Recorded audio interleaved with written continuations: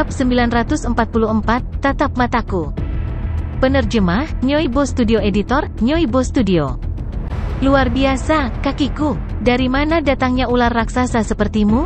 Jangan bilang kalau kamu adalah Serpen Orochi dari Air Nation? Suke berbalik dan memelototi ular berkepala 8 itu.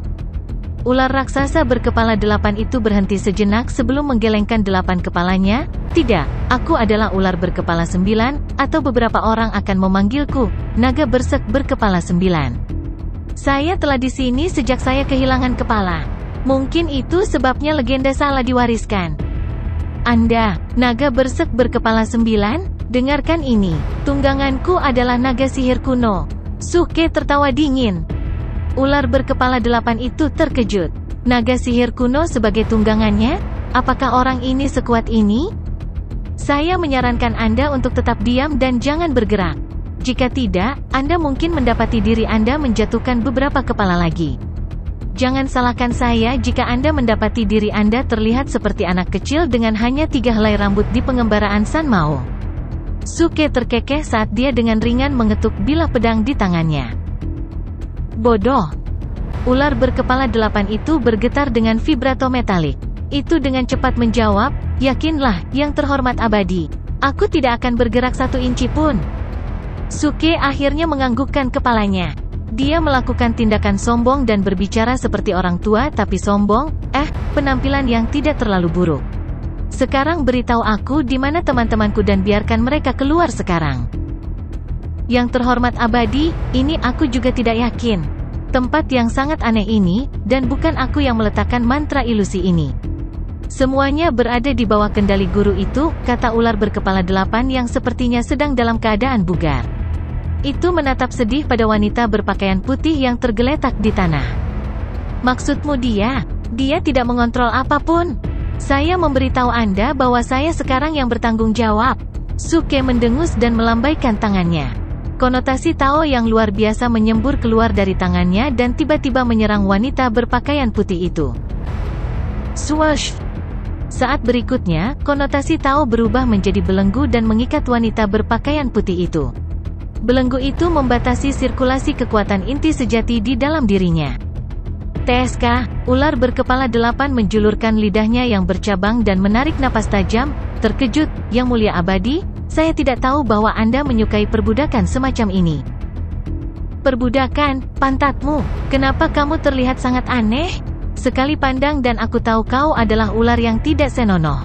Apakah Anda yakin bahwa Anda bukan dari Air Nation? Suke bertanya. Boxnovel.com. Ular berkepala 8 dengan cepat menjawab, Yang terhormat abadi, saya benar-benar bukan dari bangsa Air. Wilayah saya sebelumnya berada di sebuah pulau bernama Benua Ying. Itu juga disebut Fuso. Jangan main-main denganku, itu bangsa Air yang menakutkan. Teriak Suke yang marah. Nama bangsa Air kuno disebut Donying. Menurut legenda, diberi nama Fuso karena orang salah percaya bahwa pohon matahari tumbuh di pulau itu. Yang lain menceritakan kisah bangsa Air menjadi pulau abadi Penglai, meskipun itu tetap rumor. Fuso saya menjadi bangsa Air? Siapa yang mengubah namanya? Beraninya mereka. Ular berkepala 8 yang marah itu tertegun. Suke menatapnya tanpa kata-kata, lalu menggelengkan kepalanya. Sepertinya orang ini terjebak terlalu lama. Ia tidak tahu apa-apa tentang dunia luar. Ayo, mari kita bicara tentang hal-hal serius. Apa latar belakang wanita ini, dan di mana tubuh aslinya? Jika saya tidak salah, tempat ini seharusnya menjadi situs kuno dari sebuah sekte. Kemana perginya orang-orang itu? Suke berjalan menuju ular berkepala 8 dan bertanya sambil menepuk-nepuk kepalanya. Ular berkepala 8 itu menggigil. Yang Mulia Abadi, tolong, kamu harus menegakkan keadilan untukku. Tempat ini dulunya milik sekte surgawi Kunlun, dan wanita itu adalah Tuan Kunlun, yang bertanggung jawab atas seluruh sekte. Seorang tetua Kunlun menyergapku dan menjadikanku binatang penjaga gunung. Sekeras apapun aku, wajar jika aku melawan dan menantangnya sampai akhir. Jadi dia mengunci saya sejak saat itu sampai sesuatu yang besar terjadi. Beritahu aku tentang itu. Suke mengangkat alisnya. Dia menduga ular itu mungkin mengungkap alasan migrasi massal sekte saat itu. Namun, ular berkepala 8 itu hanya menggelengkan kepalanya dan menjawab, "Aku juga tidak tahu apa yang terjadi. Satu-satunya hal yang saya tahu adalah bahwa guru dari daerah ini membuka gerbang ke apa yang disebut jalan pencapaian surgawi. Banyak sekte mencabut diri mereka sendiri dan bermigrasi ke sana. Namun, tepat sebelum mereka pergi, Master Kunlun meletakkan mantra untuk menyegel tempat ini, hanya menyisakan replika bayangan untuk menjaga gerbang. Mereka berjanji akan membebaskanku setelah 5 juta tahun, tapi sekarang, hanya 1 juta tahun terkutuk yang telah berlalu." Petik 2. Suke mengerutkan kening saat dia mendengarkan. Dia ingin mengumpulkan beberapa informasi dari ular itu, tetapi orang itu tiba-tiba tidak mengetahui apa yang telah terjadi. Namun, masih ada satu bagian yang menarik perhatian Suke. Master Kunlun membuka gerbang menuju jalan pencapaian surgawi. Dengan kata lain, mungkinkah titik antarmuka Void ditemukan di Gunung Kunlun? Mata Suke berbinar saat dia melihat sekeliling. Mata wanita berpakaian putih yang tergeletak di lantai terbuka. Terkejut, dia memeriksa konotasi Tao yang mengikatnya sebelum mengangkat kepalanya untuk menatap Suke yang marah dan ngeri. "Bajingan. Kamu menyerangku dari belakang? Jangan panggil aku begitu cepat." Suke menggoda. Jauh di lubuk hatinya, bagaimanapun, dia sangat terkejut. Tongkat hitamnya ini berasal langsung dari inventaris sistem. Bahkan Bootface menjadi dingin selama berhari-hari ketika dia dipukul, tetapi wanita ini bangun begitu cepat setelah mengalami pukulan. Yang terpenting, dia hanyalah replika bayangan. Seberapa kuat dia yang sebenarnya? "Siapa kamu sebenarnya?" Wanita berpakaian putih itu dan menekan Suke untuk sebuah jawaban. Ekspresinya sedingin es, dan terbukti bahwa dia sangat marah. Suke terus memindai sekelilingnya sambil tersenyum lembut pada wanita itu. "Siapa aku? Saya khawatir Anda belum memenuhi syarat untuk tahu. Satu-satunya hal yang bisa saya ungkapkan adalah saat saya lahir, saya bisa langsung berdiri. Saya menunjuk satu jari ke langit dan satu jari lagi ke tanah, berteriak, saya sendiri yang dihormati di surga dan di bumi. Adapun sisanya, jangan ragu untuk menebak." Wanita berbaju putih itu tercengang mendengar kata-kata Suke. Dia bisa berdiri tegak saat dia dilahirkan, menunjuk satu jari ke langit dan satu jari lagi ke tanah sambil berteriak, "Aku sendiri yang dihormati di surga dan di bumi." Apakah dia reinkarnasi dari keberadaan tertinggi? The Revered Immortal itu luar biasa, teriak ular itu tiba-tiba. "Apa-apaan?" Suke melompat kaget dan memelototi ular itu. "Apa-apaan itu? Bukankah Anda dipenjara selama puluhan ribu tahun? Di mana Anda belajar kata mengagumkan?" Ular berkepala 8 itu tersenyum malu-malu. Sekelompok manusia pernah bepergian ke suatu tempat di dekatnya. Ketika salah satu dari mereka, seorang pria tampan, mencapai puncak gunung, kelompok di belakangnya mulai berteriak bahwa Tuan Rakyat Biasa luar biasa. Jadi saya menganggap bahwa luar biasa pasti semacam pujian. "Kamu cukup pintar, bukan? Lebih baik dari Bootface." Mata Suke berbinar dan dia tersenyum penuh perhatian. Kemudian dia menoleh ke wanita berpakaian putih dan menggelengkan kepalanya. "Tuan Kunlun, ya? Mulai sekarang, kami, fraksi surga yang meledak, akan mengambil alih sebagai pemilik area ini. Saya akan memberi Anda waktu 3 napas. Segera kembalikan teman-temanku atau aku akan menelanjangimu dan mengusirmu."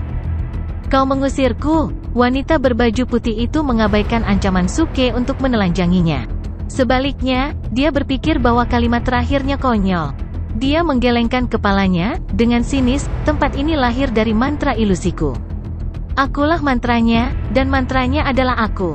Bagaimana mungkin kau mengusirku? Biarkan saya begini. Jika Anda dapat membawa saya keluar dari formasi, saya dengan senang hati akan membiarkan Anda menelanjangi saya." "Yoho, sepertinya kamu benar-benar percaya bahwa aku tidak akan bisa mematahkan mantramu?" Suke bertanya dengan geli. Sementara mantra ilusi itu kuat dan sistem tidak dapat membantunya karena batasan level, dia memiliki banyak cara untuk mematahkan mantranya. Kamu punya cara?" tanya wanita yang terkejut, yang kemudian dengan cepat menggelengkan kepalanya. "Mustahil. Formasi mantra ini diletakkan oleh tubuh asliku. Tak seorang pun kecuali Master Kunlun yang bisa mematahkan mantra ini. Mengapa Anda tidak menjawab pertanyaan saya saja? Jika Anda berjanji untuk menjawab dengan sungguh-sungguh, saya akan mempertimbangkan untuk membebaskan teman-teman Anda." Suke menyeringai. "Apa yang ingin kamu ketahui?" Siapa kamu, dan dari mana asalmu? Jawab aku, dengan jujur, atau aku tidak akan pernah membuka mantra ilusi itu. Jadi bagaimana jika aku mengatakan yang sebenarnya? Satu nama sejati yang tidak akan pernah saya ubah. Lihatlah Sun Honglei dari fraksi surga yang meledak. Pretty Sun adalah nama panggilanku, meski semua lebih suka memanggilku Hung Lei Lei. Suke mencibir, lalu tiba-tiba mengarahkan pandangannya ke wanita berpakaian putih itu. Dia berteriak, lihat mataku. Saat suara Suke jatuh, untaian api keemasan muncul dari matanya dan menelan bola matanya, dipenuhi dengan energi. Wanita berbaju putih itu merasa seperti seseorang tiba-tiba mencengkeram jiwanya, suara gedebuk bisa dirasakan di benaknya, dan dia berdiri terpaku di tanah, tidak bisa mengalihkan pandangannya dari api keemasan di mata Suke. Pada saat itu, seolah-olah seseorang telah melemparkannya ke dalam lautan api yang menyelimuti semuanya. Lihat mataku! Suke berteriak lagi, dan kecemerlangan keemasan di matanya berkobar. Seolah-olah lautan api keemasan yang tak berujung menelan keseluruhan wanita berpakaian putih, tak terbendung dan melahap segalanya. Pada akhirnya, wanita berbaju putih itu membeku di tempat tanpa ada kehidupan di matanya.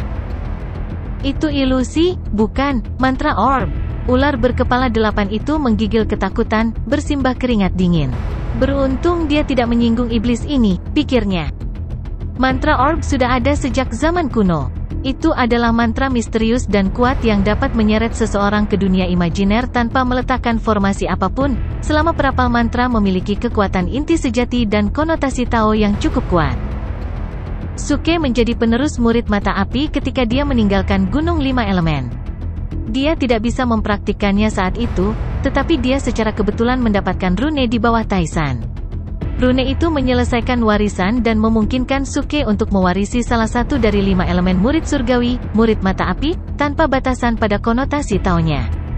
Dengan sekejap pikirannya, dia bisa segera membangun dunia api ilusi dan menarik siapapun ke dalamnya.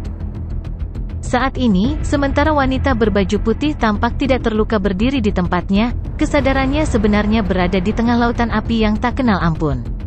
Api emas bersinar seperti emas cair, dan nyala api lebih tajam dari sinar matahari. Tidak ada yang bisa menatap langsung. Tubuh yang terbentuk dari kesadaran wanita berbaju putih itu berdiri tegak di tengah lautan api. Semua pakaiannya terbakar saat dia memasuki alam, dan jiwanya dihukum dan dihancurkan oleh api.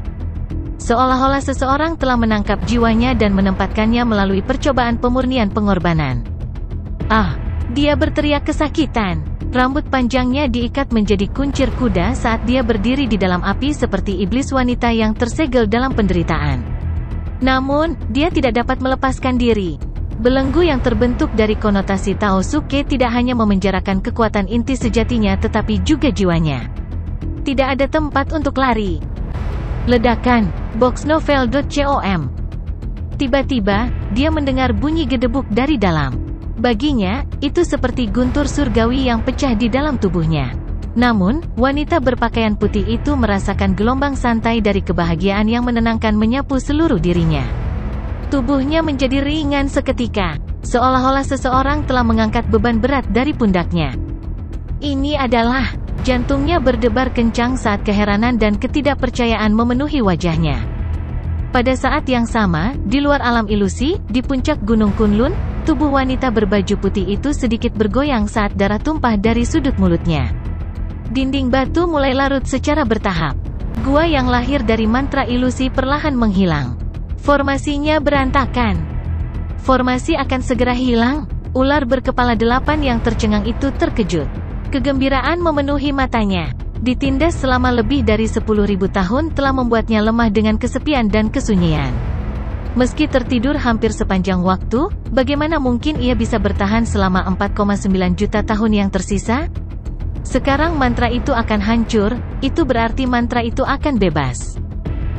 Menghancurkan mantra ilusi dengan mantra ilusi lainnya, akulah satu-satunya di seluruh dunia yang dapat memikirkan ide jenius seperti itu. Suke tertawa. Wanita berpakaian putih itu menyebutkan bahwa mantra ilusi dibangun berdasarkan dirinya sendiri, sebuah replika bayangan. Oleh karena itu, Suke memanfaatkan mantra orb dan menariknya ke mantra api ilusi. Itu sama dengan menarik seluruh mantra ilusi ke dalam mantra ilusinya sendiri, dengan paksa menghancurkannya dari dalam. Apa yang dia lakukan hanyalah menjadi ikan besar yang menelan ikan kecil. Entah dia memecahkan perutnya dan mati atau dia mencerna seluruh pihak lain. Namun, untuk Suke, dia tidak perlu khawatir mati karena makan berlebihan. Kekuatan mantra orb sangat besar sehingga mematahkan mantra ilusi lama sangatlah mudah. Ledakan. Akhirnya, seluruh mantra runtuh saat semua dinding batu runtuh seperti salju yang mencair. Semuanya kembali ke penampilan aslinya. Puncak gunung yang menonjol masih merupakan puncak gunung yang sama. Namun, reruntuhan bangunan kuno kini bisa terlihat. Mereka membentang bermil-mil, menunjukkan seberapa besar sekte surgawi Kunlun dulu. Semua memuji yang abadi yang terhormat. Ular berkepala 8 itu meraung panjang saat air mata mengalir di pipinya. Bagaimana tidak, setelah ditekan selama 10.000 tahun, ia akhirnya melepaskan segelnya dan mendapatkan kembali kebebasannya. Aduh, siapa? Siapa yang melakukan ini? Di mana Flatpitch saya? Buttfast tiba-tiba muncul. Dia memegang segenggam penuh salju yang telah digigitnya lebih dari setengah jalan. Jejak salju dapat ditemukan di sudut mulutnya, menunjukkan bahwa dia telah mengambil salju sebagai buah persik setelah jatuh ke mantra ilusi. Sekarang mantranya telah menghilang. Buttfast sangat marah karena dia mengira seseorang telah mencuri buah persiknya yang rata. Bergemuruh karena amarah, dia melihat sekeliling dengan mata yang mengamuk, seolah mencoba menatap pelaku sampai mati. Di seberang Buttfast, Su Feifei duduk di tanah saat Jiang Hongyan melindunginya dengan Good Fortune Jededis. Itu melawan alam ilusi dan memastikan keamanan keduanya. Sekarang mantranya dihancurkan, mereka akhirnya bisa melihat Buttfast dan Suke lagi. Mereka berdua menghela nafas lega dan dengan cepat berlari ke arah mereka. Ada apa ini? Jiang Hongyan bertanya. Suke tersenyum dan menggelengkan kepalanya. Tidak berarti. Kami baru saja terjebak dalam mantra ilusi. Sebuah berkah tersembunyi. Kami memperoleh ular berkepala 9 dengan satu kepala terpenggal. Kita bisa membawanya kembali dan membuatnya menjadi Mountain Guardian Beast kita. Seekor ular. Jiang Hongyan dan yang lainnya berhenti mendengar kata-kata Suke, termasuk Buttfast. Mereka semua menoleh ke arah ular berkepala 8 itu.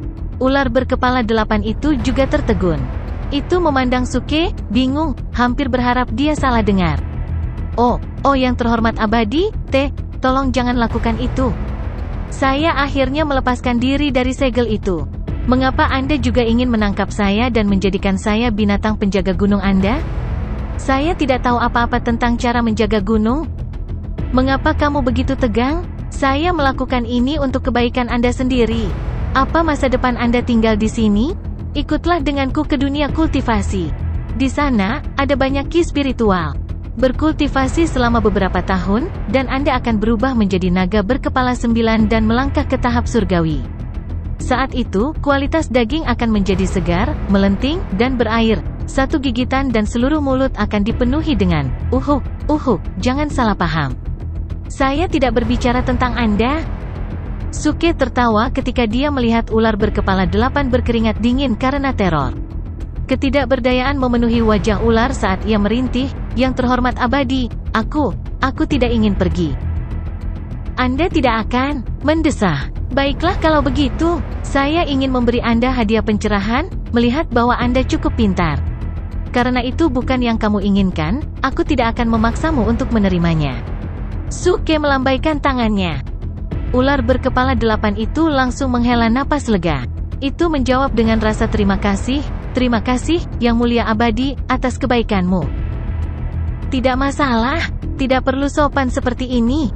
Suke melambaikan tangannya lagi dan melihat ke arah Buttfast. Dia berteriak, Buttfast, kenapa kamu hanya berdiri di sana, tertegun? Ayo temui kerabatmu, jangan malu, ayo cepat dan bawa potnya. Kita akan makan sup ular malam ini? Apakah kamu serius? Rebusan ular kedengarannya enak. Mata Buttfast langsung berbinar gembira dan terkejut. Ketika beralih ke ular berkepala 8, ia mengamatinya dari ujung kepala sampai ujung kaki seolah-olah merenungkan tentang bagaimana dia harus menikmati sepiring makanan lezat, dan dia tidak bisa menahan air liurnya. Namun, ular berkepala 8 itu ketakutan setengah mati. Pernah menjadi tiran di bumi, ia pernah memiliki keberadaan yang agung dan menakjubkan. Siapa sangka ketika ia masuk kembali ke dunia 10.000 tahun kemudian, ia akan menjadi makanan bagi orang lain. Supu ular? Ular pantatmu? Yang terhormat abadi, tolong, berhentilah bermain denganku. Saya akan pergi. Saya hanya akan pergi ke dunia kultivasi. Oke, seru ular itu tampak hancur. Hah, maksudmu kau berubah pikiran? Jangan memaksakan diri. Hal yang paling saya benci di dunia ini adalah memaksa orang untuk melakukan sesuatu. Jika Anda benar-benar tidak ingin pergi, saya tidak akan menghentikan Anda. Suke berkata dengan penuh perhatian. Ular berkepala 8 itu menjawab dengan tegas, tidak dipaksa sama sekali. Oke kalau begitu, Buttfast, singkirkan potnya. Kami akan minum angin barat laut malam ini. Angin barat laut? Jangan lakukan itu padaku. Saya ingin makan rebusan ular. Buttfast terluka. Dia jatuh ke tanah dan mulai menggosok tubuhnya di tanah dengan marah, membuat ulah seperti anak yang sangat manja. Bam! Tanpa sepatah kata pun, Suke naik dan menendang Buttfast, yang langsung terdiam. Swoosh! Hampir pada saat yang sama, siluet putih berjalan perlahan dari puncak gunung. Itu adalah wanita berpakaian putih, replika bayangan dari Master Kunlun. Dengan rambut sampai ke pinggangnya, wajahnya yang halus tampak pucat dan kehabisan darah. Namun, dia hampir tidak bisa menahan kebahagiaan di wajahnya. Kekuatan inti sejatinya masih dikunci oleh konotasi Tao Suke, jadi dia hanya bisa berjalan ke arah mereka. Dia melihat ke arah Suke dan berkata, "Terima kasih, Tuan Muda. Aku tidak pernah bisa membalas kebaikanmu yang besar. Jika Anda berpikir bahwa saya masih berharga, saya bersedia menjadi pelayan Anda selama 10 tahun. Aku sepenuhnya milikmu selama 10 tahun ini." "Kamu tidak bisa!" Su Feifei dan Buttfast langsung berseru serempak. Suke membuka matanya sangat lebar. "Tidak." "Kenapa tidak? Mengapa Anda mengatakan tidak untuk ini?" "Gadis cantik ini memutuskan untuk mengikutiku karena wajahku yang tampan.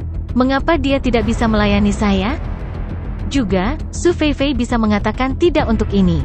"Mengapa Buttfast mengacaukan saya? Itu bukan urusanmu." Suke menatap Buttfast. Boxnovel.com. Buttfast berkata dengan bangga, "Sebagai wakil pemimpin sekte dari fraksi surga yang meledak, saya juga harus menikmati perlakuan ini. Dia juga akan melayaniku." "Omong kosong, tidak ada yang mengakui posisimu sebagai wakil pemimpin sekte." Suke mencoba meninju Buttfast. Buttfast kabur dan berteriak menuduh, "Howl, bocah cilik, kamu terlalu serakah. Anda tidak setuju untuk berbagi layanannya karena Anda memiliki desain untuknya?" "Engah, saya menyalahkan rasa hierarki Anda yang sudah ketinggalan zaman. Kita berada dalam masyarakat modern.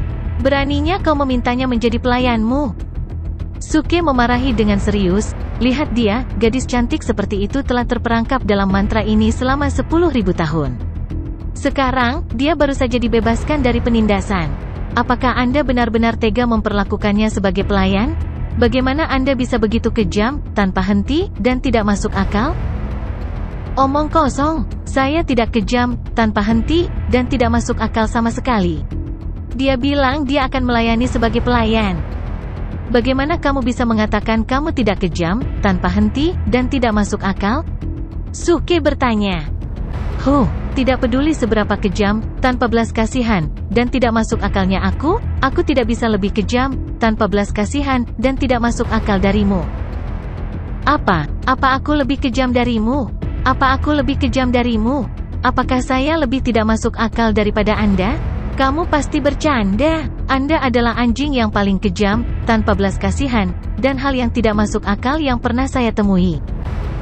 Engah, aku tidak pernah bisa lebih kejam, tanpa henti, dan tidak masuk akal daripada kamu. Keduanya terus saling menyerang secara verbal. Jiang Hongyan, yang sudah terbiasa dengan kejenakaan mereka, berdiri di samping mereka dengan tenang sambil tersenyum tipis. Su Feifei terkejut. Dia tahu gaya Suke.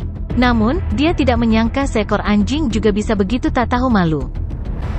Saat ini, Suke berkata dengan senyum dingin, "Hehe. Bagus, karena Anda mengatakan saya kejam, tanpa henti, dan tidak masuk akal, izinkan saya menunjukkan kepada Anda tindakan saya yang kejam, tanpa henti, dan tidak masuk akal." Tunggu saja. Kemudian dia menoleh ke arah ular berkepala 8 dan berteriak keras, "Ular berkepala 8, bawakan aku pot. Saya ingin menikmati hotpot daging anjing malam ini. Apakah kamu akan makan daging anjing?" Ular berkepala 8 tertegun. Kemudian, dia berkata dengan bingung setelah melihat Buttfast, "Tidak, tuanku. Saya telah bertemu banyak pejalan kaki di pegunungan. Semuanya menganjurkan perlindungan hewan. Dan anjing adalah teman baik manusia." Brengsek, dasar. Buttfast langsung kesal. Dia mulai menggonggong pada ular berkepala 8 seperti anjing yang marah. "Aku serigala? Omong kosong. Saya akan membunuh ular ini hari ini atau saya akan mengganti nama keluarga saya." Ular berkepala 8 bingung dengan jawaban Buttfast. Dia menoleh ke Suke dan berkata dengan tergesa-gesa, "Tuanku, apakah sudah terlambat bagi saya untuk membawakan panci untuk Anda?" Menggeram, Buttfast meraung dengan anggun saat dia berlari ke arah ular berkepala 8, "Mati saja. Makan sawit mustard tak terkalahkanku." Desir. Buttfast mengayunkan cakarnya dengan tiba-tiba. Kemudian setumpuk sawi hijau dilempar ke arah ular berkepala 8. Setelah itu, dia berbalik dan langsung melarikan diri. Ini adalah gerakan khasnya, yang sangat jorok. Ular berkepala 8 masih dalam keadaan linglung. Mustard itu tidak ada apa-apanya di depan 8 kepala raksasanya. Semua mustard mendarat di leher salah satu dari 8 kepala dan tidak menyebabkan kerusakan apapun. Adegan itu cukup memalukan. "Apa? Bagaimana ini bisa terjadi?" Buttfast, yang berdiri di kejauhan, berkata dengan heran. "Ketika saya makan ini, saya hampir terbunuh olehnya.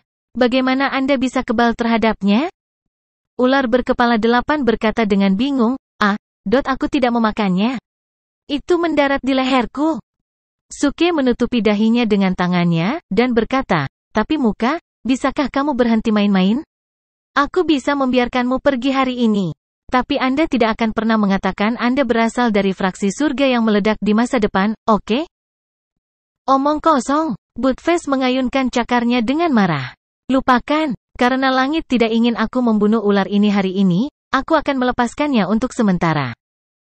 Suke menggelengkan kepalanya dan mengabaikan Buttfast. Kemudian dia menoleh ke wanita berbaju putih dan berkata, "Kamu tidak perlu melayaniku. Bukan siapa saya. Jika Anda benar-benar ingin berterima kasih kepada saya, beritahu saya apa yang terjadi di tempat ini di masa lalu."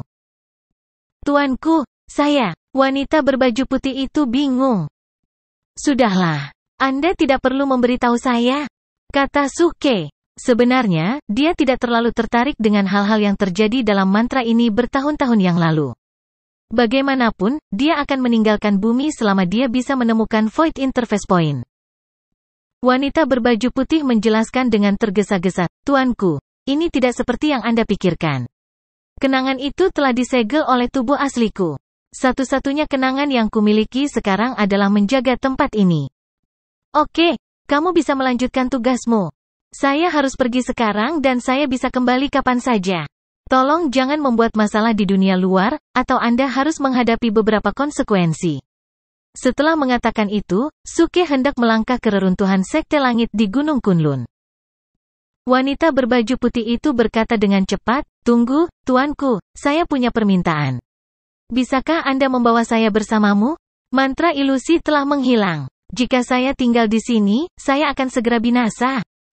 "Oh," Suke berhenti seolah-olah sebuah ide muncul di benaknya. Lalu dia berkata sambil berpikir, "Apakah kamu tidak akan binasa jika kami membawamu ke dunia penggarap?" "Tidak, aku ingin memasuki Good Fortune Jadedis." Wanita itu. "Aku hanya bisa bertahan dengan cara ini. Dan saya bahkan dapat membentuk kembali tubuh saya dan keluar dari kendali tubuh asli saya ini." Wanita berbaju putih berkata sambil menatap Jiang Hongyan dengan permohonan di matanya. Suke tersenyum karena dia telah menemukan sesuatu yang salah sejak awal. Wanita ini berkata dia akan menunjukkan rasa terima kasihnya dengan melayaninya selama 10 tahun, yang cukup aneh. Sekarang dia tahu tujuan sebenarnya adalah untuk mendekati mereka dan mendapatkan persetujuan dari Jiang Hongyan sehingga dia bisa memasuki disk giok keberuntungan dan membentuk kembali tubuhnya. Sekarang mantra ilusi telah menghilang. Meskipun saya telah mendapatkan kembali kebebasan, saya tidak akan bertahan lama di dunia ini. Saya bersedia membuka jiwa saya. Wanita itu bisa menempatkan benih jiwa di jiwaku. Dengan cara ini, saya tidak akan pernah bisa melakukan apapun yang berbahaya bagi Anda. Wanita berbaju putih itu memohon. Dia adalah bagian dari mantra ilusi. Jika mantra ilusi menghilang, dia tidak akan selamat. Itu juga alasan mengapa Suke memintanya untuk tinggal di bumi. Namun, dia mengenali disk giok keberuntungan di tangan Jiang Hongyan. Dia tahu itu adalah harapannya untuk bertahan hidup dan bahkan lepas kendali dari tubuh aslinya.